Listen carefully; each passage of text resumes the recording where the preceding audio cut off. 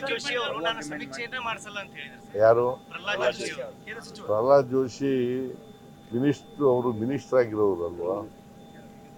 ಹಾಗಾದ್ರೆ ಜಾತಿ ಗಣತಿ ಮಾಡ್ತಾ ಇದ್ದಾರೆ ಕೇಂದ್ರ ಸರ್ಕಾರದವರು, ಅದನ್ನ ವಿರೋಧ ಮಾಡ್ತಾರ? ವಿರೋಧ ಮಾಡ್ತಾರೆ? ಕೇಳಿದ್ದೀನಿ ನೀನು ಅವ್ರಿಗೆ ಪ್ರಶ್ನೆನ? ಜಾತಿ ಗಣತಿ ಮಾಡ್ತಾ ಇದ್ದಾರೆ ಕೇಂದ್ರ ಸರ್ಕಾರದವರು, ಅದಕ್ಕೆ ವಿರೋಧ ಮಾಡ್ತಾರ?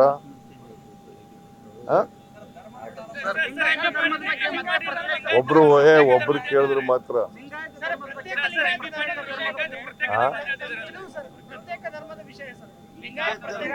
ಪ್ರತ್ಯೇಕ ಧರ್ಮದ್ದು ಪ್ರತ್ಯೇಕ ಧರ್ಮದ ನಿಮ್ಮ ನಿಲುವು ಅದು ಏನ್ ಬರೀತಾರೆ ಅದನ್ನ ಬರ್ಕತೀವಿ ನಾವು. ಈಗ ಕೇಳಪ್ಪ, ಇಲ್ಲಿ ಸಮೀಕ್ಷೆ ಮಾಡೋದು ನೀನು ಯಾವ ಧರ್ಮಕ್ಕೆ ಸೇರಿದೆ, ಯಾವ ಜಾತಿ ಸೇರಿದ್ಯಾ, ನಿನ್ನ ಪರಿಸ್ಥಿತಿ ಏನು, ಸಾಮಾಜಿಕವಾಗಿ, ಶೈಕ್ಷಣಿಕವಾಗಿ, ಔದ್ಯೋಗಿಕವಾಗಿ, ರಾಜಕೀಯವಾಗಿ ಏನು ಪರಿಸ್ಥಿತಿ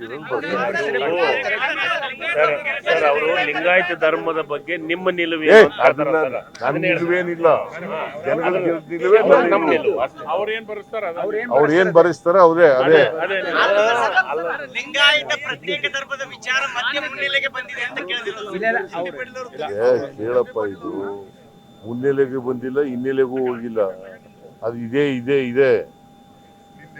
ಅದನ್ನ ಕೆಲವು ಸ್ವಾಮೀಜಿಗಳು, ವಿರಕ್ತ ಸ್ವಾಮೀಜಿಗಳು ಅದನ್ನು ಡಿಮ್ಯಾಂಡ್ ಮಾಡ್ತಾ ಇದ್ದಾರೆ.